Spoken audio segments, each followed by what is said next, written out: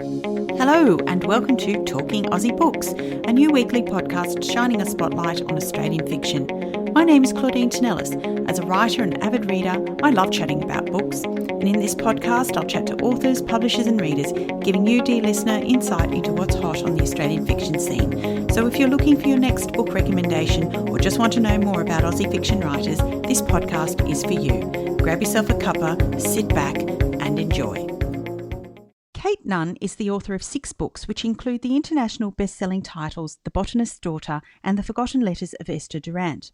A former book and magazine editor, Kayte has made her mark on the Australian literary scene with her rich prose and cleverly woven tales that hark back through history.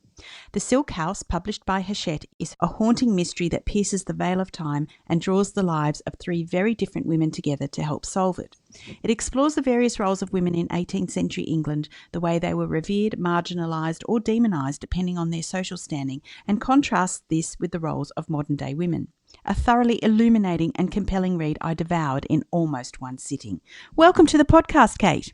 Thank you very much, Claudine. It's lovely to talk to you. Congratulations on this stunning novel. I'm talking to you a few days ahead of its scheduled release here in Australia, but how are you feeling about its release at this time and how different will it be to your previous releases? It will be very different. Usually I would go to a number of the capital cities around Australia, but obviously I'm staying home at the moment. But in some ways it's quite good because I'm going to be doing a few online events in the month after, around publication. And I think that just gives people who might not get the chance to come in person to see it online. Certainly in the last few months, I've been watching a lot more author presentations and talks online. And, it's nice not even to have to, put your shoes on and go out or put some makeup on and go out. So look, I'm hoping that more people might get to hear about it in lots of ways. I too have attended far more online launches than I probably would have ever had the chance to attend in person. Yes. And look, people are going out and shopping now and going to bookshops. So that's actually really quite heartening. And in this time, people have turned to books a bit more, I think. They've had a bit more spare time, less time socialising, so more time reading. And I just hope that continues. Indeed, so do I. Now, this is a book with a dual timeline, an historical and contemporary storyline, but both centre on an old building located in the English countryside. The house has a troubled past. It once housed a shopfront which sold fine silk fabrics, but is now used as a boarding house for girls attending a nearby exclusive school. And I understand that Silk House is based on a real property. Can you tell me about that? And was that the spark of inspiration to begin writing this story? Yes, it certainly was one of them. I found that the previous novels, there's been 2 or 3 seemingly disparate ideas that have come together to help me tell a story. But in this instance, I was visiting my hometown a couple of years ago and heard that one of the shops in town, used to be a shop, was originally an 18th century silk merchant's house and that it had recently been restored. So I was able to go in and have a look around and it was absolutely fascinating. And then a week or so before I'd been in London and I made a visit to the Victoria and Albert Museum, and my favourite gallery there is the costume gallery. And one of the gowns I saw was a beautiful silk gown with a pattern of flowers on it. I was just quite entranced by it. It looked like it had been woven only yesterday. It was in amazing condition. And I took a photo and I made a note of the designer. And when I started to think about what to write next, I'd remembered that photograph and I looked up the designer and did some research into her life and discovered that her name was Anna Maria Garthwaite. And she was one of the very few female pattern drawers. At that time, it was mainly the preserve of men. So that really did give me a spark for the story as well. And then the town also is home to a very prestigious boarding school. And having been to boarding school myself, I'd always wanted to write a novel that was centered around a boarding school. And so the ideas kind of came together like that. So for listeners out there who are yet to read it, can you tell me a little bit more about the story? Yes. In the present day, an Australian history teacher comes to the school for the first time. She's new to the school, a new teacher, at the same time as the school is about to admit its first intake of girls. For a long time in England, boarding schools were single sex and there were an awful lot more boys' boarding schools than girls. They did start admitting girls. It was probably more like about 30 or 40 years ago. But for the sake of the story, I'm making it that this boarding school has held out for a lot longer and it's only just admitting girls. And the girls' boarding house is called Silk House. And it's one of the buildings in the town because the school has kind of spread throughout the town, which is actually, the real thing as well. And she becomes quite unsettled by things that start happening in the house. And then in the historical story, a young maid, Rowan, leaves her village and comes to work in the house of the English silk merchant who lives there. And she has particular talent with herbs and some other gifts as well. And she also is able to help women have babies and then also to sort of end life as well. And very soon she's actually asked to do both. And so the story goes from there. Oh, and also there is another strand in the 18th century in that there's a young woman who dreams of being a silk designer, and she lives in Spitalfields in London, which is was the heart of the silk weaving industry then. And she knocks on lots of doors but gets turned away. And it's not until she meets the silk merchant that he agrees to pay her to weave some very different designs. Yes, indeed. There's much to unpack from this novel. And I firstly wanted to delve a little bit into the art of silk weaving and the design of the fabrics. And as you've just alluded to, you've got the character of Mary Louise Stevenson, who dreamed of being that silk designer, as you said earlier, a profession that was at the time purely the domain of men. So tell me how you came to write about her and her character. Because I knew I wanted to base it on a similar life to that of a real life silk designer, I researched the silk trade at that time and the life of Anna Maria Garthwaite.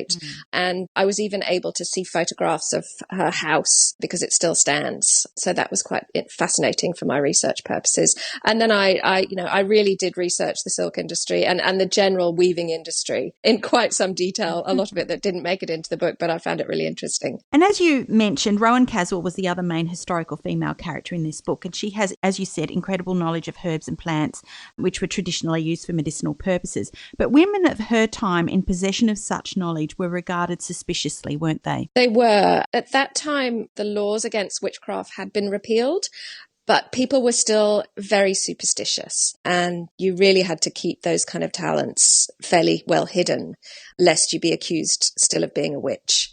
And as I did more research into the county where this is set, I discovered that there were indeed a number of women who had been accused of witchcraft.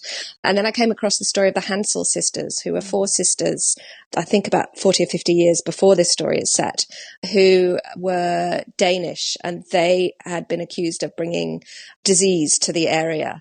And they were taken to the woods and killed. And there's now a legend that there are 4 trees that grew up where these sisters were buried. And they were buried fairly far apart so that they couldn't join together again. And so it was quite interesting to me to be able to include that true story as a bit of a legend in the book as well. Absolutely. I loved learning about that. In fact, I did actually look up the Hansel sisters and I found a photograph of the area in Wiltshire where the trees are meant to be. Yes, I found that as well. Oh, yes, it's quite creepy. Yeah, indeed. So speaking about Rowan's knowledge of herbs and plants, I wanted to know how much research did you have to do to inform this part of Rowan's character? I did quite a lot of research into what life was like in the late 1700s, what shopkeepers were like as well, and how that worked, and how fabric was measured, what costs of things were, to the best that I could. And then just to get a general feel of what life was like then, and also what life was like for a servant too. That was quite important to find out. So it was an awful lot of textbooks, and then it was actually visiting the house itself and talking to a couple of the curators there as well. They were extremely helpful. I've always loved the names of plants, particularly English plants like cuckoo pint and foxglove, and so I wanted to include all of those. And then I did an awful lot of Googling, and I found some herbal textbooks as well. And I was quite careful not to give specifics in terms of what might go into a potion or tincture, because obviously I didn't want that to be a part of the book. So it was to give an idea of some of the ingredients that might have been used for particular ailments. Fascinating stuff.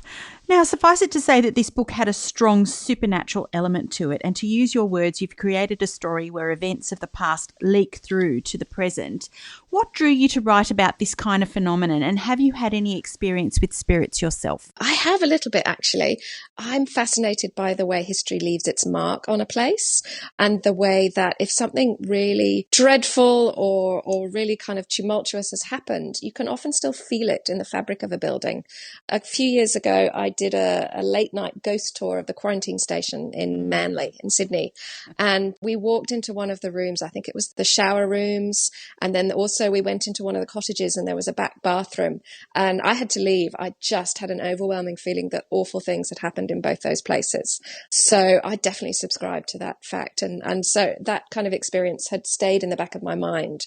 And I was able to draw on it when I was writing The Silk House. I asked this question specifically because there was a reference in your contemporary storyline. Thea Rust actually visits the old quarantine station in Manly herself, and I think there's a reference to it in the book at some stage.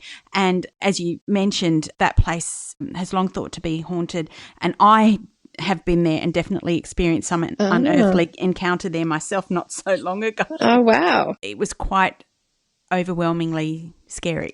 Yes, it just makes the hairs on the back of your neck stand on end. And I have to say, when I was writing this, I'm quite good at scaring myself. I'm very suggestible. And I'd be lying in bed at night and I was convinced I would hear footsteps. And we live at the moment in an old weatherboard cottage. So it's been around for a while, to the point where my daughter started teasing me that we had a ghost in the house, which I don't think is true.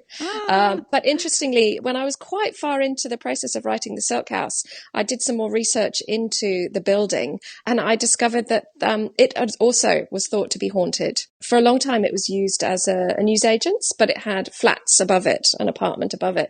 And people there had to move out because they were convinced there was a ghost living there. So it was quite interesting to me to find out that I hadn't been too far off the mark in the first place. It was probably intuitive. Yeah, maybe.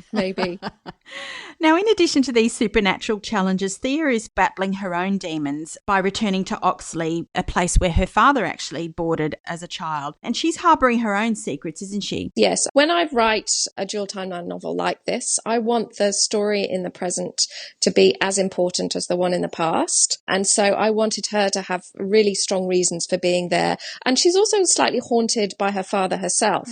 So it's about her laying her own ghosts to rest throughout the course of the story as well. He was very exacting and demanding and hard to please. Yeah. And she spends the course of the novel wrestling with that and trying to come to terms with it. I love that you were able to intertwine the weaving theme with the herbal or medicinal element in a way that also spoke to the supernatural in the historical timeline.